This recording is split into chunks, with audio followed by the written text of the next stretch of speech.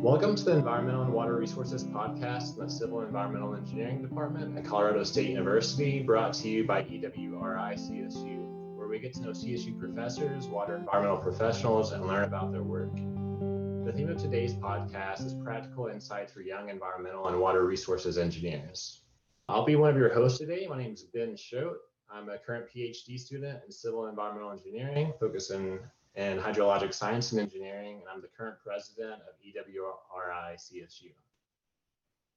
My name is Liz. I'm going to be one of your other hosts. I am a master's student in civil engineering with a focus in hydraulic engineering and stream restoration, and I'm the current vice president of the CSU chapter of EWRI. I'm Joe Pugh. I am a second-year master's student studying hydraulics and fluid dynamics, and I am the treasurer for EWR. Great. So today we'll be speaking with Dr. Scott Struck. He's the recent president of the national chapter of EWRI up till this last October 1st. He's a current principal at Geosyntec Consultants. He received a BS in zoology and a BA in psychology from the University of Washington, a Master's of Science in Environmental Science, and a Master's of Public Affairs from Indiana University, Bloomington, where he also received his PhD in Water Resources Engineering. His previous positions have included being a research scientist with the US EPA, Water Resources Manager with Tetra Tech, and he currently teaches a graduate course at the Colorado School of Mines titled Practices and Principles of Environmental Consulting. So Scott, thank you so much for taking the time to speak with us today. We really appreciate it. How are things going with you? We're great. Doing a lot of work. Pretty busy these days. Awesome. I'm glad everybody's hanging in there during the COVID times. I know we kind of covered the highlights of your background, at least from what we kind of scoured from online, but is there anything else you'd like to share with us, be it professional, personal, just anything at all that you'd like to share? Sure, Ben. I think that there's something that I'll highlight, and you kind of were surprised by this, and we chatted about this a little bit earlier, but as you noted, I have quite a diverse background, everything from science to psychology, and then onto science again in terms of the master's, but also did a public affairs degree as well, which meant that I was really focused on policy side of things. So that the emphasis of that degree is in environmental policy and natural resource management. And the advantage of getting that degree, it brought in a lot of everything from something quite boring like accounting to things like environmental law. And I spent a lot of time, actually several classes on statistical analyses. So it brought in, I would say, quite an emphasis on statistics for me. And then I've been able to add on, besides the undergraduate and graduate work, I've spent a bit of time with the Peace Corps. So I've served as a Peace Corps volunteer in Tanzania, East Africa. There I was a teacher. I taught at the high school level, and I taught math and sciences for a school that was pretty remote.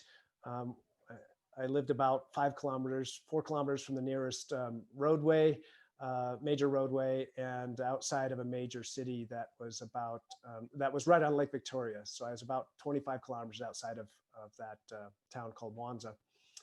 So between that and then after my graduate work, you mentioned working for both the government side of things and the private practice side of things. I've been able to really gain a fair bit of understanding of how those different areas of work and careers kind of function, and the goods and the bads with some of those. And I'd like to share that with all of you today. I will say that a lot of my private consulting side of what I've done has actually been on mostly the public sector. So working with federal agencies, state and municipal governments. So I still have, while working on the private side, most of my clients have been on the public side. I have worked for numerous private clients And that adds a different type of atmosphere too, and a different type of environment that you're working under compared to some of the others. So really what I hope to do is have this conversation with you all that brings in these different perspectives, so that if you have questions on each of these, hey, is this better for me, or do you think I might enjoy that more? I have at least a little bit of background in a lot of those, and can share that with you. And also, as indicated with teaching at Colorado School of Mines, I love this atmosphere. I love being with students and talking with you all, because most of the time I learn just as much from you as I can impart to you. So. Awesome. Thanks for that intro, Scott. I got the responsibility of asking you more of a casual, fun question. So just from your background, it sounds like you've lived in Washington, Indiana, and now here in Colorado. And I was just wondering if you could maybe say just a brief remark on each of those locations and what you liked about each of those places. Wow, Joe, that was you didn't know this, but you led me into a bigger picture question. But so I've actually lived in about 14 states. My father was in the military, so I grew up moving around quite a bit. So I've lived in just more than those. I've been to all 50 states. So I guess I enjoy that side of being able to talk about different locations. In fact, I was on the phone with a contractor just before this call. Turned out, we were talking about a project in Los Angeles. It turned out he was in Clear Creek Canyon here in Golden. And then he was talking about his previous work in Minnesota. And we were sharing stories about St. Cloud, Minnesota, and Wilmer, Minnesota, these little towns. And so I think that's what it brings a lot of times, is that perspective of what are those different states like? What are the different towns? You know, being in Bloomington, Indiana, a college town, very much like Fort Collins. You know, being in, when I was doing my postdoc in New Jersey, which was with the EPA, and then I ended up working for the EPA subsequent to that, I got a nice flavor for what it's like to be in the major New York metro area between New York City and Philadelphia. So I think for me, and has really parlayed into my career on the private side, is that I've worked all across the US, even North America. I work in projects in Canada. I've worked in projects in New Zealand and in Europe. So having that just that understanding or that vocabulary to be able to talk to somebody about a small town in the state that they live in, I think really helps to get around some of those, cursory discussions and give some personal relationships to these, conversations that we have on a virtual environment like this. So moving on to a little bit more of your professional background and interests a little bit. Broadly, how do you characterize your field of expertise in terms of like what you're doing now in terms of hydrology, water resource manager? What would you describe as your kind of job titles? Thanks, Liz.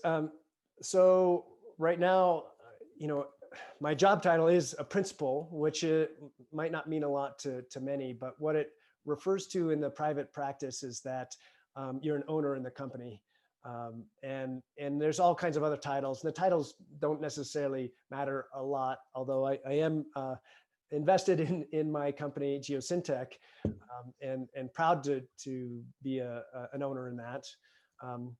What it means really, and this is what I hope we get into a little bit, is the differences between working, for instance, a company like Geosyntec, where roughly 12 to 1,500 people across the US, but a privately owned company, employee-owned company, compared to my previous work was with Tetra Tech, a publicly traded company, very large company, in the order of 20,000 people across the world.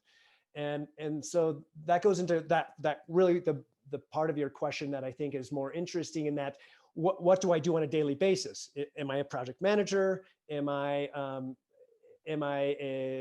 manage employees and things like that? And well, my response is yes.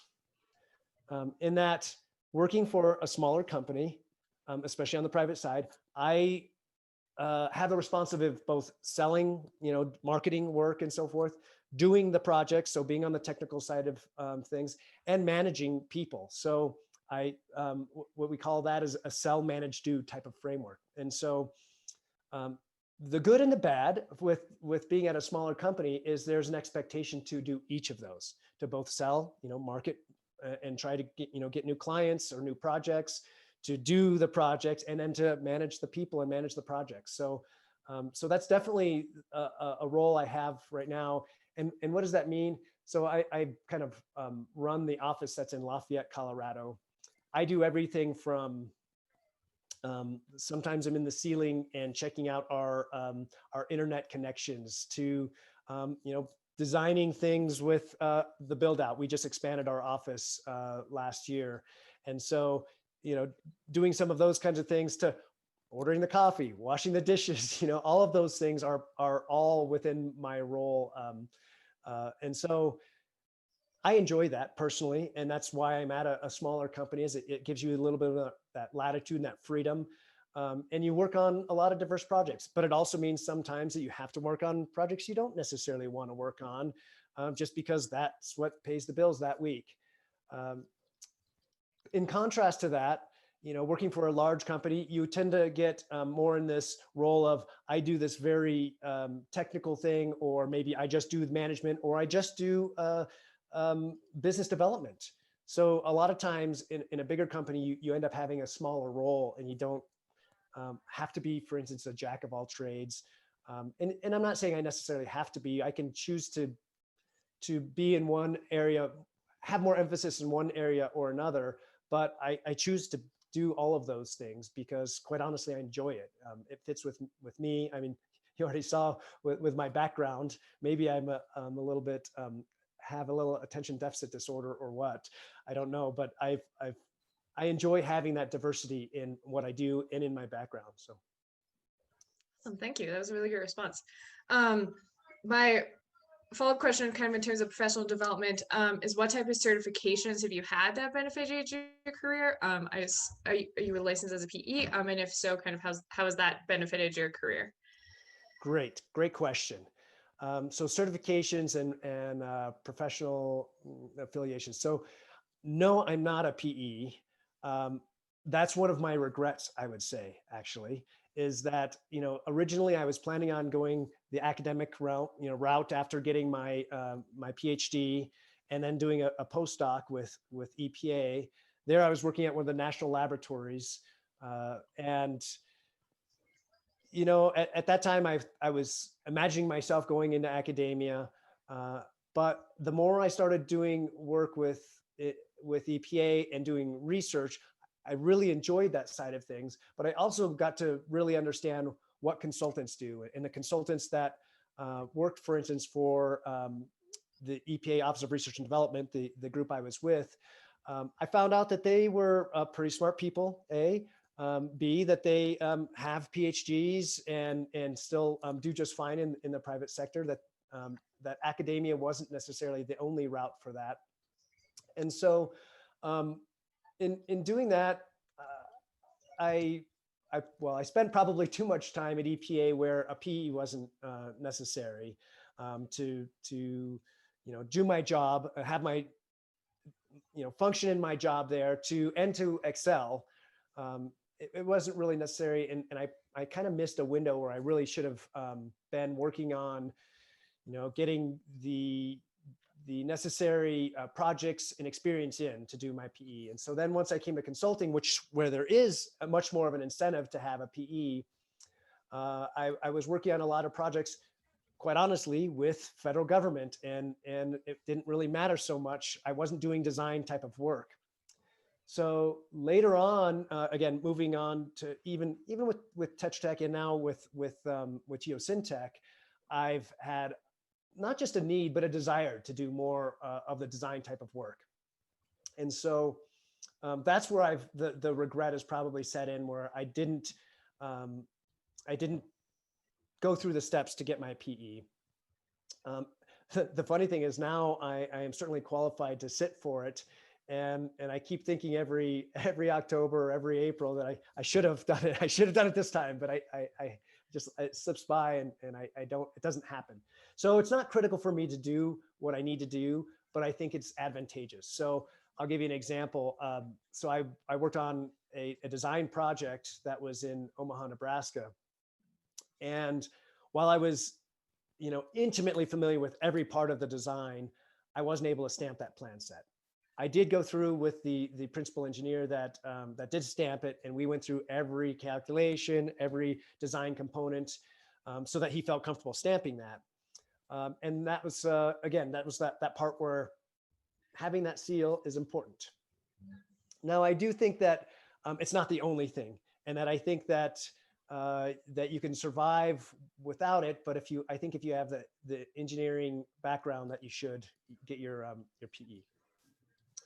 And there's multiple reasons why. One is that it demonstrates that you want to have that responsibility, to have that code of ethics that goes along with that stamp, and quite honestly, the responsibility that goes along with it as well, that you're putting your reputation and licensure on the line for that, because that's meaningful.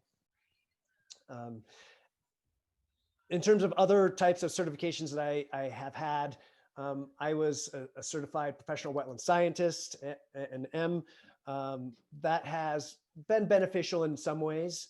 I wouldn't say is something that made my career. I've been now an environmental environmental sustainability professional, the ENVSP, that is through ISI, and that has, again, some advantages. On the private sector, sometimes what they look for is, do you have this? Or there's certain jobs you can go after because you have that certification. And that's where, quite honestly, those certifications are checking the box and allowing you to go on and for instance, pursue a particular project. I think that they're useful. I don't think that they define you, is what I would say. And so and there's there's a number of different certifications that you can get. And again, so for instance, in my work in Southern California, you need to be a certified stormwater quality professional for a lot of the projects. And so a lot of junior staff people go through and do it. And the training isn't terribly difficult. In fact, you guys are probably all capable of going through and doing the training and passing with flying colors. I wouldn't doubt that. Because it's a lot of hydraulics and hydrology and water quality, quite honestly. And so you would have that background just coming from your undergraduate and graduate work. So I don't think any of those define you. I think really what more defines you is what you're willing to do, how hard you're willing to work, how you work with one another, with teams in the team and setting, and your willingness to go outside that comfort zone. So I find myself, for instance, doing a lot of economic analysis now. I do a fair bit of triple bottom line analysis, and that's because it's demanded it from some projects. And I said, sure, I'm willing to learn that and develop that skill set. And so I think that's as much a part of what makes you successful outside of, for instance, the PE. So a lot of those other professional certifications are more, they're great. They're another feather in your cap, but they don't define you. The PE, on the other hand, I think that can help define you, and it gives you everything from a boost in salary, for instance. A lot of times when you get your PE, you do get a boost. It can even put you in a different track, for instance, in some firms or even within the government if you have a PE. So. Cool. This is really insightful. I'm already feel like I'm getting a lot of really good info out of this. So you kind of already touched on this a little bit, but you do have this experience in the kind of academia, government, and private practice. And you mentioned how maybe in like larger companies, you almost get this more niche kind of work potentially, or as smaller companies, you might have your fingers kind of all over the place a little bit. I'm wondering if you could talk to maybe and this might be hard to generalize, but on a day-to-day basis, how might the experience differ in those different sectors, be it academia, government, and private practice? That's a good question, Ben. So I feel very lucky in that I've been able to continue doing a fair bit of research-oriented type of work within my company, and Geosyntec prides itself in having like I think 60 or 70% of our personnel have either master's or PhD. And so that's, again, part of the attraction of and why I ended up with this particular company. But I can tell you right now that I'm working on projects that are with US Bureau of Reclamation, USGS, City and County of Los Angeles, that are essentially research projects. They're funded similarly to, well, they're federal funding for that. I'm working with Stanford and School of Mines through one of their research consortiums called Renew It, which is Renewing Our Nation's Urban Water Infrastructure, is the name of the program, which is an NSF funded program that is now in its 10th year. This coming year is the last year of it. So we just started our last fiscal year of that particular, well, they started their last year of it. And so I'm involved with that. So I'm on their industrial advisory board, and have from that developed relationships with, for instance, Stanford and School of Mines, where we're working on a Department of Defense project together that is evaluating different technologies. And so I guess I feel very fortunate that I've been able to continue doing a fair bit of that research. I am a journal editor. So for one of the ASCE journals, the Journal of Sustainable Water and the Built Environment, Alan Davis from University of Maryland is the chief editor. I am one of the associate editors as a part of that. So I've tried to maintain a lot of this connection with academia in many ways. And I would say not everybody gets to do this. That's why I say I feel lucky on the private sector, where I've been able to maintain this research level of projects, and quite honestly, that they're funded. I will tell you that not all research projects make money, which is a downside of being on the private side. A lot of times they break even, but the good side is, for instance, even if it breaks even, at least for me, in my opinion, I don't think my boss would necessarily agree with me on this, but it demonstrates the level of capabilities of Geosyntec, for instance, that we are at the forefront, maybe even the cutting edge in sometimes of research, of being able to do innovative projects that are state of the art, quite honestly, or state of the science. The downside with that is that not all municipalities, for instance, or industrial clients want to do that. There's a lot of risk to be at that forefront. And that's what the risk typically taken by the academic institutions. And that's why they're often government funded. And so this is a challenge sometimes on the private sector to be able to do those.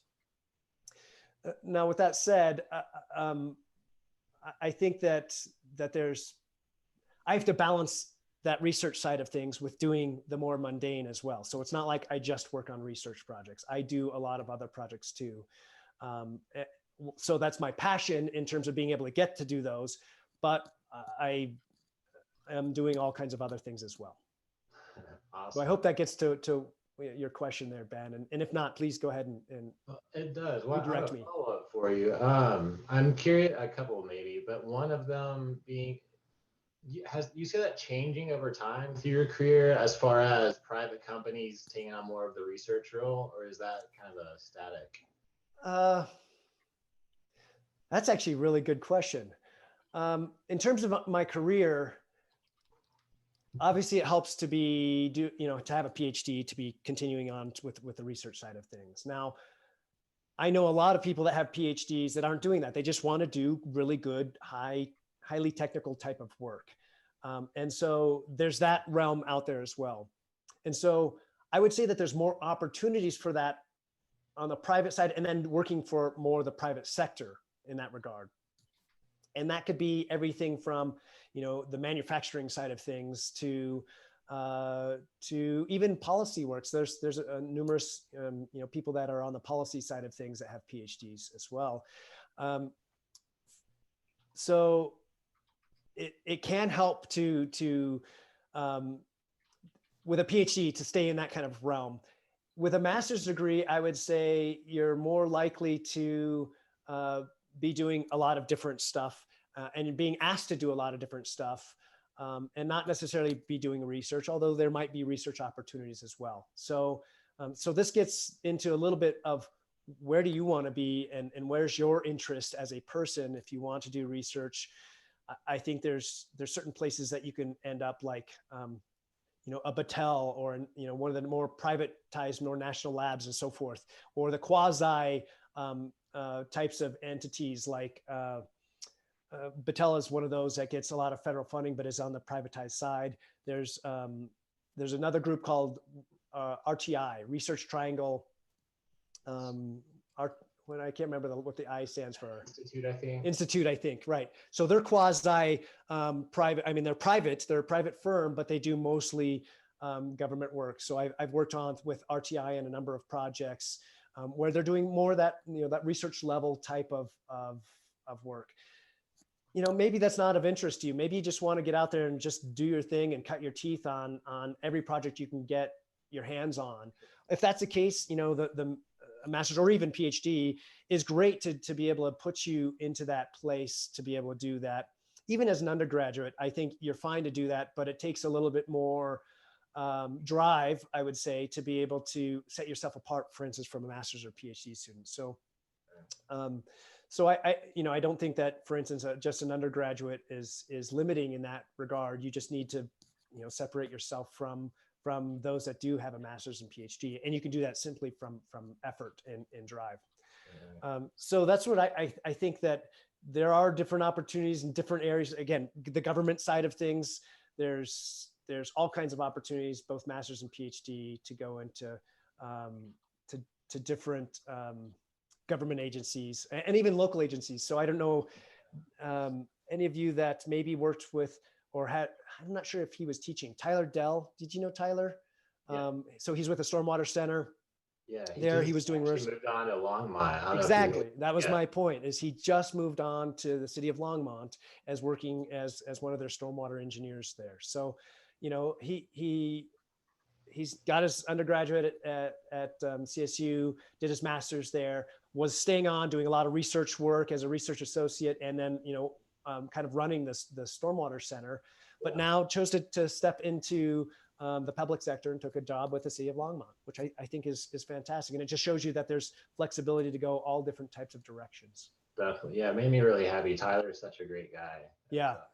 I was just communicating with him today because, quite honestly, I'm doing a project with City and County of Denver, and as a representative of CSU, he was on the advisory team, and Colorado School of Mines is also a part of this project. But so I just reached out to him and said, hey, now that you've left CSU, do you want to still be involved with this?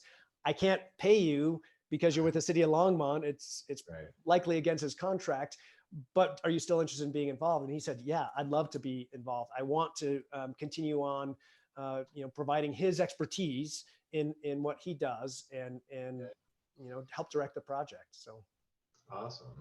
Well, kind of along these same lines, you talked about a lot, I guess, at this point, kind of about your different degree and what kind of options that might open up. And I'm wondering about maybe after you get your degree and you have a choice to go one direction or the other, did you find that working in any of those sectors were better for your professional development or even just personal development? Or sure, again, maybe it's hard to generalize that kind of question. Well, I think a lot of it goes into what kind of personality you have. So, working for the government was a real great learning experience for me. And I got exposed to a lot of different opportunities. I got to meet some great people that had really been around EPA since it was started, even, other government agencies before EPA was doing what they do. And so I really feel like I benefited from that experience. I will tell you, I also learned from that maybe I wasn't cut out to be a government worker. There's just a whole machinery that goes along with that. And, if you don't like doing paperwork, or if you don't like, being in the kind of system where everybody kind of knows, what you do or what you get paid because you're at a certain level, or those kinds of things, then maybe, the government isn't for you. The other side of that type of career is you have to be able to appreciate and enjoy something, I guess, a little more towards the academic realm, but tenure, quite honestly, having your time in that position is what is valuable. It's not necessarily, on having a publication every year, although that was a metric for me for working for the Office of Research and Development. But that time in is what really gets you to those next levels. And then you can choose to go different pathways, like more of a management pathway versus a technical pathway, or you can stay on the technical side.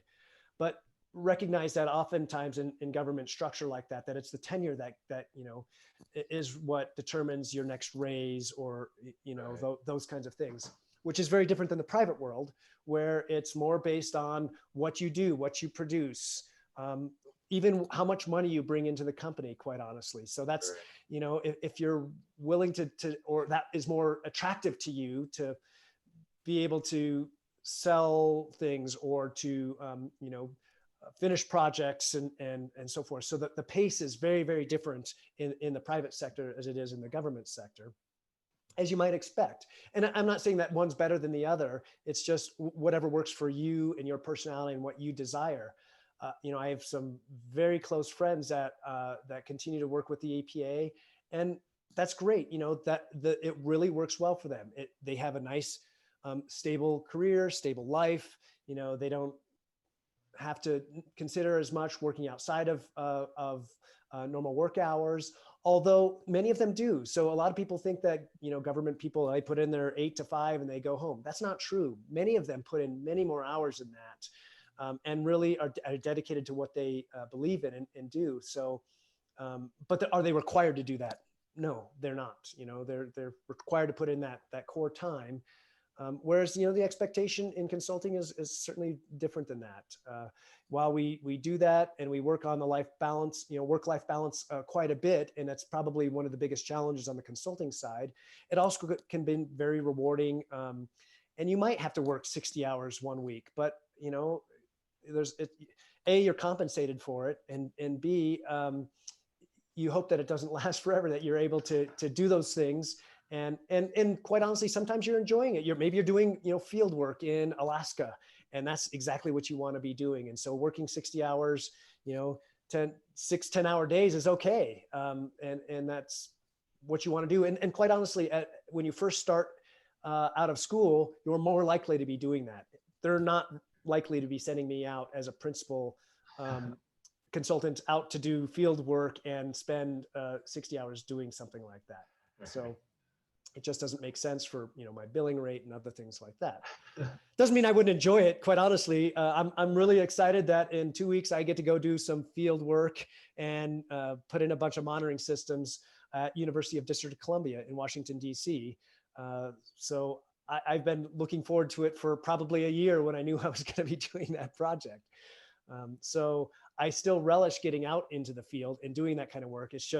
It's maybe 2% of my time than maybe, 60% of my time. So. Cool. Yeah. I actually have one last, it's a slight shift, but still based on your previous experience, you clearly have been involved with EWRI and ASE. I saw you on some different advisory boards and whatnot. Could you maybe just briefly say something about the advantages that you've seen from being involved with a professional organization and also taking a leadership role? Sure. Yeah. So I was always interested in professional organizations. Even when I was, as you guys are, when I was a graduate student, I was involved with Society of Wetland Scientists because I was doing a bunch of work on wetlands. Went to my first conference and got that exposure. And yes, this is dating myself, but I remember having the slide carousel that everybody talks about, dropping the slide carousel and the slides going everywhere and that never happened to me, because of course they had covers that go in there and lock in place and hold all your slides where they need to be. But my first presentation doing my master's and PhD work was through actually developing them in PowerPoint and then taking pictures of the slides at the conference, showing them on a slide carousel. Crazy, I know, so the professional organization side of things, you ask, what is the advantage of participating in that? And I will tell you that for me, in my experience, and quite honestly, I got involved with EWRI and American Society of Civil Engineers when I was doing my postdoc at EPA. And there was one of the, my leaders there and friends and mentees, I will say, had been doing it for quite a long time. And he said, hey, why don't you come with me to this conference and we'll check it out and see how you like it. And I was like, okay, fine. So I went to it. It was actually very close by. I was in Philadelphia at the time. And I really enjoyed it. And I thought, hey, I really enjoy the topics here. It's really technical, which is one of the reasons why I was doing more probably with EWRI than necessarily with ASCE at the time. But the next time, it was actually about 3 months later, he's like, so we're going to plan this stormwater track for this conference, and you're going to help me. And so then I was just, quite honestly, I was the lackey. I was doing database stuff because he wasn't very good with databases. He was, I did say he started with, he was one of the founding members of EPA. So he was near retirement in his career. And so he didn't do a lot of that kind of work. So I was doing database type of work and planning the conference. And I did that for about 2 or 3 years. And what it turned out is that I ended up knowing all of the presenters and so forth, because I was dealing with their names. Sometimes I was contacting them, arranging, hey, you're scheduled to do your presentation at this time. Does it work in the conference for you? That was back when we did those kinds of things. And so I ended up developing relationships with these different presenters and professionals. What it also turned out is that a lot of these presenters were the stalwarts in our industry, quite honestly.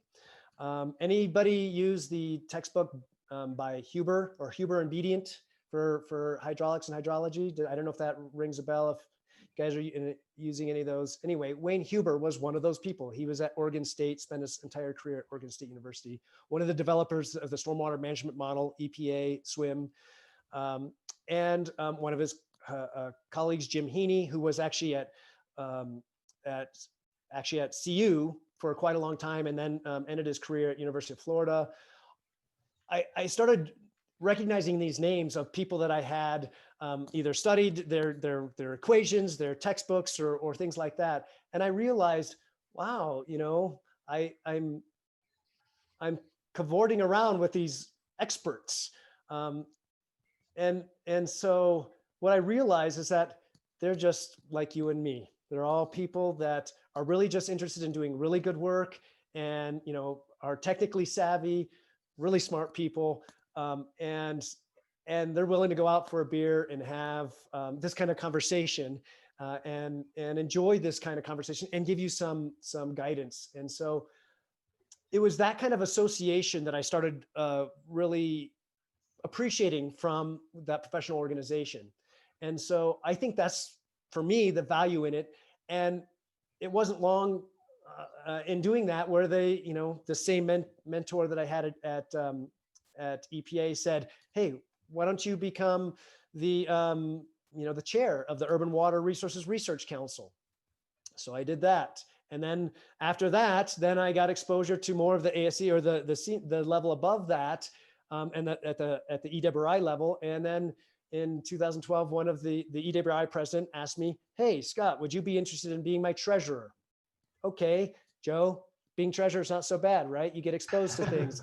And so then I was exposed. I actually sat on the EWRI governing board at that point as a treasurer. I was a voting member, but I was a presidential appointee at that point. And so then you get exposed to what happens at the governing board and you say, hey, look, I can help influence this organization. And if we go, it's a big organization. So if we go one direction or another direction, but slowly, but more in terms of getting to know those people and the leadership skills and learning from them. That was something that was impressed on by, that involvement. And so that's what encouraged me to get involved. And ever since then, I did that for a little bit. And then I was asked if I would be willing to run for president, and I did. And it's, probably like you guys, it's a commitment. It was a 4-year commitment where you run and then you become vice president, and then you're president-elect for a year, and then you're president for a year. And now I'm serving the role as past president. So I'm in my last year of that 4-year tenure. See, cool. But it's been invaluable to me, not necessarily from the professional side, but just from, the leadership side of learning other people's leadership styles, dealing with things like canceling conferences because of COVID, struggling to make decisions sometimes in challenging situations where, we're responding to social issues like George Floyd and all of the Black Lives Matter and equity issues that happened this last year. Writing about that in the EWRI Currents and sending out messages to everyone about that. To me, it was very fulfilling. It was challenging, but I learned so much from that involvement, and I never would have had that opportunity if I didn't put myself out there and try. Yeah, that's awesome. I'm just realizing we probably I forwarded that email last early this year, I guess, whenever that was. So it's nice to see the author behind it. Yes. Well, thank you for reading it. And it is important. And quite honestly, it's a shift that I think, you guys haven't been, or you could go on and look at what the strategic plan is, because we were just going through the strategic planning process for EWRI National. And that really did influence a lot of some of our goals that we put into there. So don't think that these kind of social events don't have an impact on these large organizations. They really do. And so we were able to insert some of that because of the timing and so forth into our strategic plan. And now that is, memorialized in there, and it's part of the goals in terms of having diversity and recognizing what equity can bring to these types of organizations. And the need for it, quite honestly, in an organization that is often viewed as a lot of old white guys. So we need to change that. Definitely. So yeah, I agree. Going off of that, Scott, I'm wondering, with you mentioning things like diversity and these kind of pressing issues that impact us in our industry, even if sometimes it's slightly less so than industries, they might interact with people a lot more. But what do you see as some of the bigger issues going forward in your industry in general? You mean, Liz, in regard to DEI kind of things, diversity, equity, and inclusion? That, and just kind of more general, like what do you see as the big issues and the issues that we need to address, and that we as younger engineers can start addressing and bringing into that workplace? Yeah, so I think that it's a really good question, and I am certain I don't have a lot of answers on this. What I can do is give you my opinion and think where I see a lot of this fitting in. And so from the diversity, equity, inclusion perspective, I think that it's opened a lot of eyes of how important that is, and how it's so easy to get in this mindset of not paying attention to it, quite honestly. And so by shining a light on that, it really does help, I think, everyone in terms of recognizing the value of differences with so many people. And so, and how that value brings, it really does bring strength to your teams and your teamwork that you have. So for instance, choosing teams that have a greater diversity because you want a different set of opinions that come to the table. That's my personal opinion. I'm not sure that everybody subscribes to that, but I know that I've seen it time and time again where including including everything from different genders to different experiences, quite honestly, and life career paths, so forth. A young engineer, an older engineer, a young scientist, an older scientist, including all of those opinions in the room is really important, because by not doing that, you're often missing a voice that should be there, that really can make or break a project, quite honestly.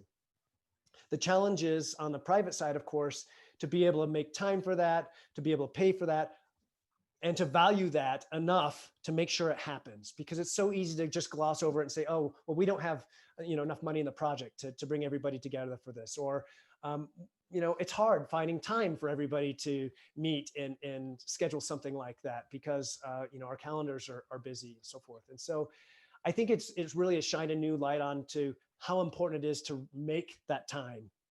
And so I know the different CEOs, including for Geosyntec, have really started focusing a lot on that, and not just giving it lip service, but really putting value in that, in what those types of teams can bring. So that's really on the DEI side of things. In terms of, and by the way, I think that is very important for all of you, because I think that there's a greater recognition on the voice that young professionals can bring to the room, instead of just coming in and saying, hey, you only have 1 year of experience. What can you add to this conversation? It's now, wow, you have 1 year of experience. What's your perspective on this? Because that's very different than what me, having 20 years has on this issue. And so I think that there's new value in that, and a new appreciation for what that 1 year or that 6 months of experience can bring. And so I even see that, by the way, happening, bring it back to EWRI and the EWRI board, where we're trying to include more of that younger member voice, younger professional student voice in that. You've seen on the ASCE side, perhaps, where our current president is spending a lot of the time doing that. And he's been doing it for the entire past year. I tried to start doing that for EWRI, and it ended up becoming a challenge, because I just quite honestly didn't have that much time to do both the presidency and to do all that interaction, because it was, it's a commitment of probably 8 hours a week that I'm volunteering towards that, which doesn't include, the time that I'm doing towards Engineers Without Borders, or as a journal editor and things like that. All, unpaid type of interests of mine that make it challenging to do all of those. So that's my other warning for you is, don't always say yes. Do it judiciously. Pick where you want to do things, but be involved and be engaged in those things when you do. Scott, we were wondering if you've been thinking at all about just the coronavirus pandemic and how that whole phenomenon has changed the field that you're in, and if you've been sort of forecasting out and thinking about how this is going to change, sort of what skill sets people require and that sort of thing. Sure. Yeah, it's a great question, Joe. And I have been thinking about it, and I will tell you that it's good and bad. So even just this platform here, this is the regular way that even I work day in, day out. So I know it's challenging to take classes on it, and you guys still have a hybrid system. There's not really a hybrid system for us many times, in that we're not supposed to be in the office now. So I think that you guys, all of you are building a skill set, whether you know it or not, to be able to function in teams, quite honestly. So if you're doing team types of projects within, or your research with other team members, and doing this day in and day out, you're developing a skill set that's going to be needed, because all of us are in that same situation. And we all hope that that's not going to continue like this permanently in the future. But the flip side of that, for the industry, is I think the industry is seeing that this can be successful. So for me, I have often worked, well, my entire private career, I've been headquartered in other locations. So when I was with Tetra Tech, I actually worked for the office that was in Fairfax, Virginia to begin with. And then I later worked for the San Diego, California office. With Geosyntec, I started with the Los Angeles office, and then I worked for the Portland, Oregon office, and am now working back to the Los Angeles office. Guess what? That entire time I've lived in Colorado. So I'm an example that it can work. And I think now the industry in general is understanding that you don't necessarily have to be in the office next door. It can be advantageous depending on the types of projects you're working on, but it can now work when we're distributed in our homes or offices, et cetera. So it's really brought that world into this, I think, understanding that it can work and be efficient, by the way. Our company is doing, we were very concerned in the March, April timeframe. There was cutbacks and things like that.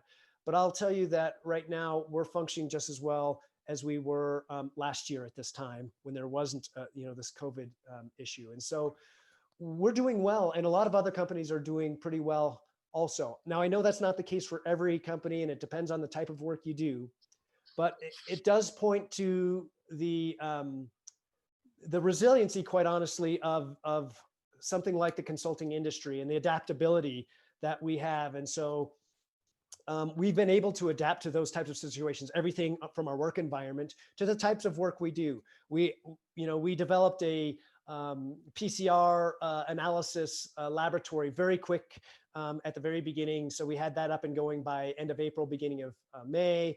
And we're doing everything from air analysis for how well COVID spreads to, doing other types of swab tests in places that want to get up and going sooner. And so the industry, that's an advantage of this industry, is it can be resilient or it can adapt very quick into these types of situations and still be successful. I can tell you that there's a lot of other industries that have been less successful that depend on, workers being there or being in an office or in a certain location. So that's where I would say that, you guys are learning a skill set that whether you like it or not, and it probably is more on the not side. I know that we all need to get out and do more outside. And I take walks a lot more than I ever did before than when I'm in the office, just to get some fresh air. But you guys are learning a skill set that is necessary, because you might be in this situation where something like this happens, and you have to be able to show the adaptability and the resiliency to still perform, whether it's schoolwork or it's your job, and you're being successful at it. And I think that's something you need to recognize, that whether you chose it or not has been a part of something that's been forced upon you and a skill set that you're learning. Yeah, it's pretty amazing what you can get done with just some simple tech, just a webcam and a video software. It's so true. It's so true. Yeah. Now, I will tell you that there's, certain aspects that are challenging. I wish if I were doing design right now that I would want to be in the room next door and just be able to pop my head in and look at a plan set, print off a draft and look at a plan set on paper. But you know what? I wasn't doing that much before. Like the design project I had mentioned earlier that was in Omaha, the actual drafter was in Richmond, Virginia. And so he would do it. And that's the way, by the way, a lot of companies work, is you have these strengths in these locations where those strengths reside. So drafting, for instance, might be in one location, or modeling might be in another location. And it's not always that way, but some firms work that way. And so I was doing it all by PDF anyway, or using Blue Jean to go through and follow up on things and make edits and so forth. So that's the kind of stuff that you're getting used to doing now. And it doesn't take sophisticated software, as you pointed out, Joe. But I will tell you the one thing that it does take, and that's this. It takes reaching out to people, I appreciate, those that have cameras and videos. For me, this is much better to see, your faces and to see, your head nodding now and then and the responses, because that's really challenging when we don't get this visual cues and so forth, for me anyway. So I appreciate that, and I appreciate everybody to be able to have their videos on, because this is our a way of communication now that we have to be used to, and do Zoom or Teams or WebEx or whatever it might be, whatever platform you end up having to use. It is the way it's done now. Conferences included. Conferences included. We are coming up on 6 p.m., which we kind of we're shooting for as a rough stop time. I wanted to make sure to give all those in attendance a chance to either type or unmute yourselves and ask any questions you might have. Give a couple of minute or two here and see if anybody has any questions they would like to answer. Ben, I'd love it if others that are on the call I'd love for you to reach out and ask questions, participate in this. Definitely. God, I was hoping you could talk a bit about your nonprofit projects at Geosyntec. I did a quick Google search and saw that you were involved in that. So what kind of projects does that entail, and how do you market that type of work to a private consultant? Phoebe, that's a great question. So how do you end up working with for a nonprofit on different things? I'll tell you, nonprofits can be great team members and clients in that regard, in that they can access people, pots of funds. They can access a lot of different groups differently than, for instance, I can as a private consultant. And so, I think it's a great opportunity to not have our blinders on and think about, well, what's the most profitable option for me, but to do the kind of work that highlights great kind of outcomes. So I'll tell you that the nonprofit side is much more difficult to make money, but I don't think, and I know that there's a lot in my company and other companies that feel the same way, that it's less valuable because of that. Now, can that be your only profile of work? It makes it hard to do it that way. But again, some of the greatest, the stuff that I've done with nonprofits. So for instance, American Rivers, I've done some stuff with American Rivers. I've done some stuff with National Research Defense Council. And so, oftentimes you find that your interests align and that you just want to bring, for me, I want to bring the best science to the public. And that's oftentimes what they want to do. There's sometimes when they have an agenda. And so have to be able to balance that, agenda with what you want to do. But oftentimes for me, it's just, let's bring the best science to make decisions. And that's where, if your pathways align, that's great. And sometimes, like I said, they can tap into, a pot of money that I can't do from a private, consulting firm perspective. And it doesn't mean that we don't have the same objective. We often do. Awesome. Thanks. That's really cool. Charles, I think I saw you had a question. Yeah, and also Raymond put one in the chat as well, but I'll go ahead and ask.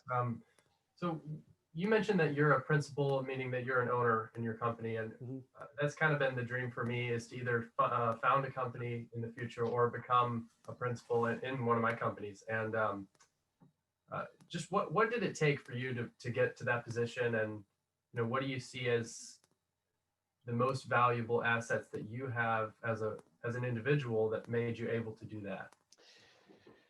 That's an interesting question, Charles. So, and I appreciate you bringing that forward. So it was one of so after working for a publicly traded company, which does have a different atmosphere, in a large company, I was looking for a change in that type of environment that I was working in.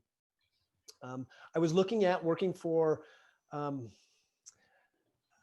don't want to call a higher end, but maybe more of a, I don't even want to say specialty, but a firm that is more of that, maybe in a little bit more of the niche space.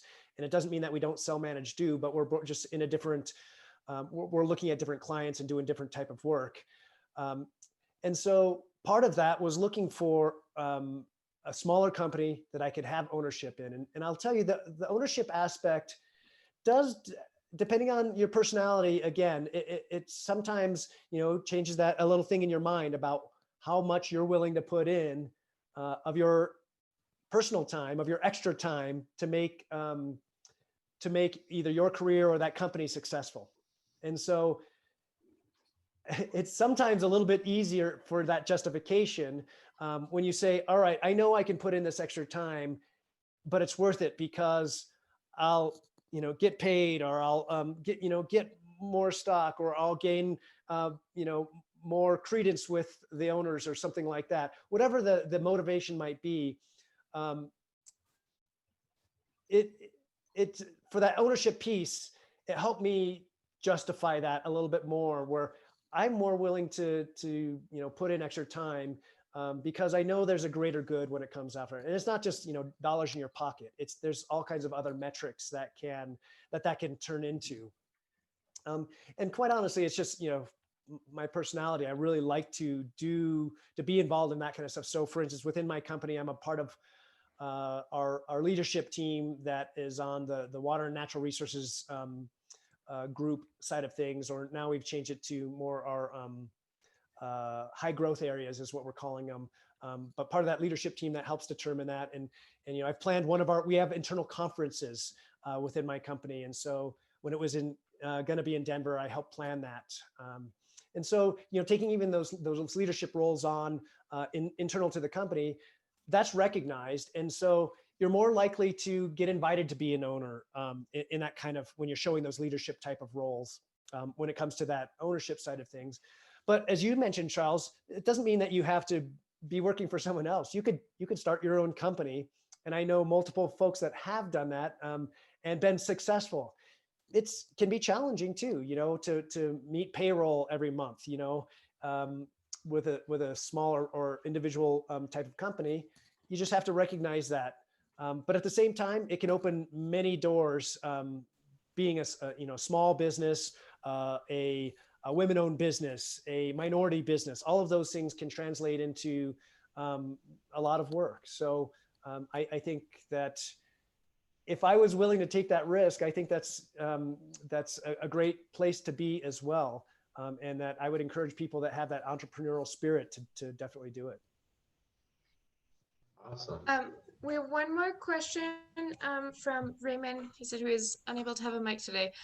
So he asked, this has partially been answered, I think, but which route do you consider to be more rewarding in terms of well-paid or professional development and growth?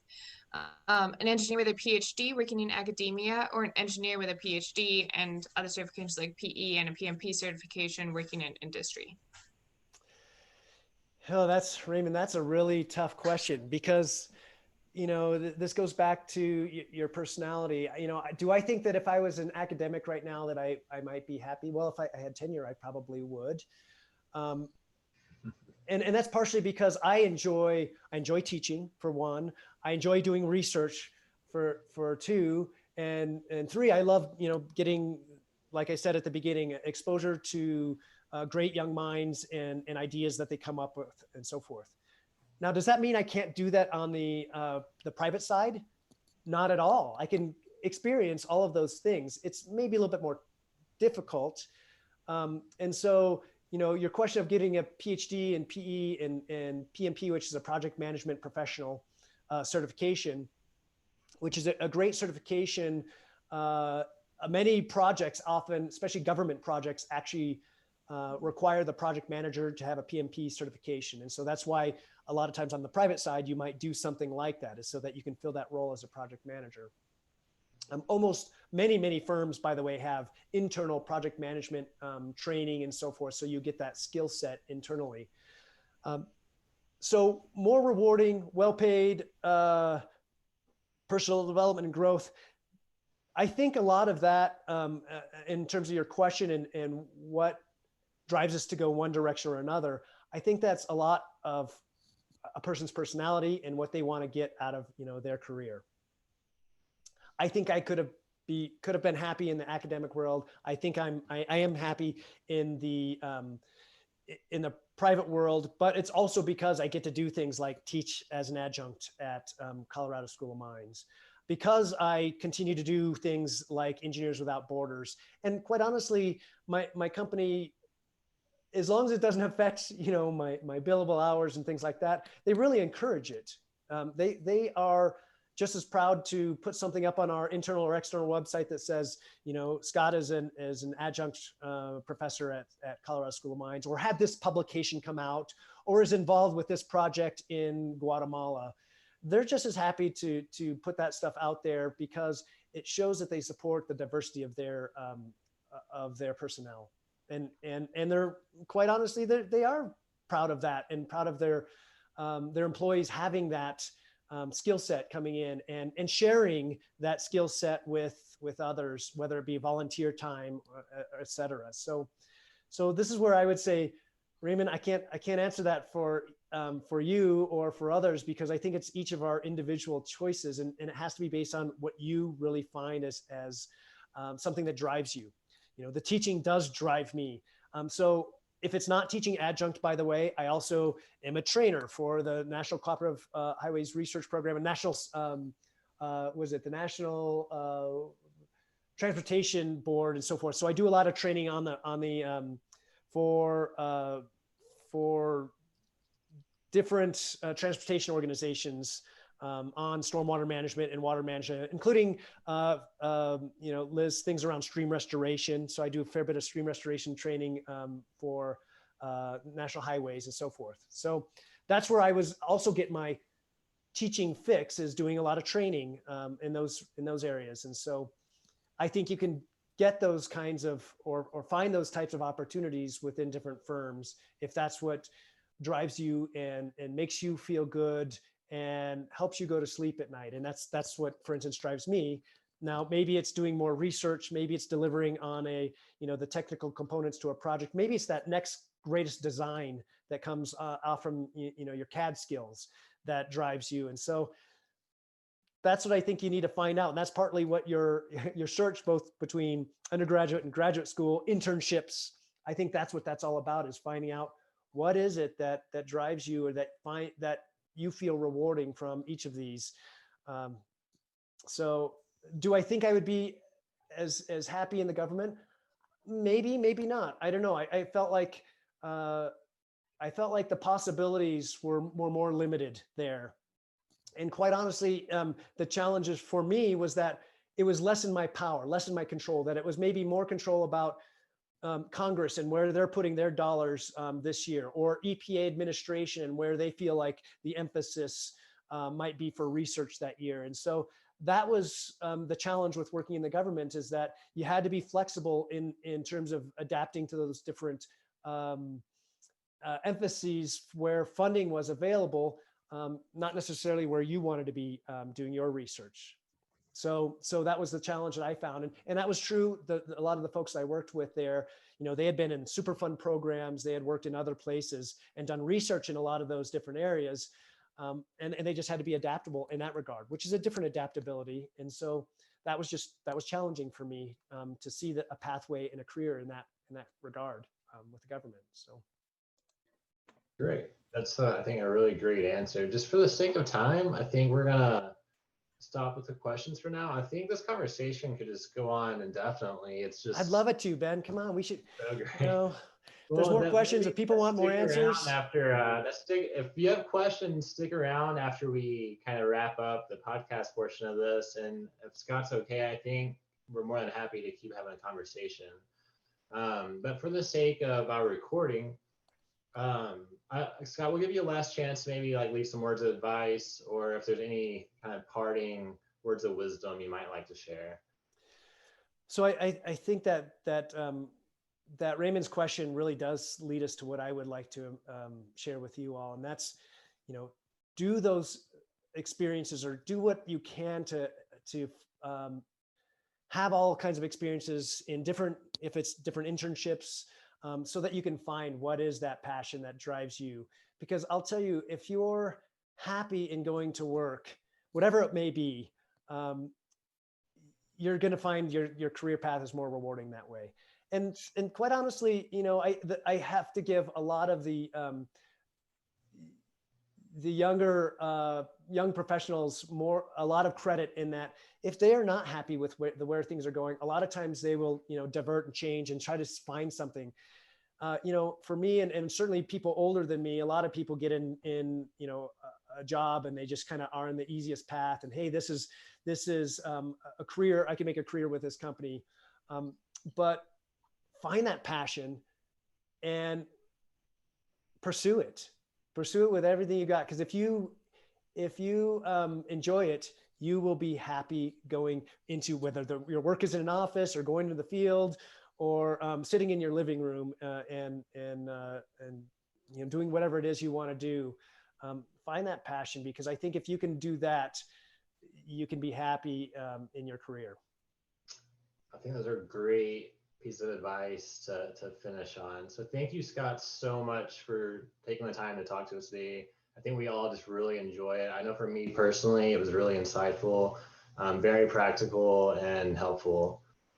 And thank you, everybody in attendance, for coming and listening and being attentive. It was really great. Thank you so much for your questions.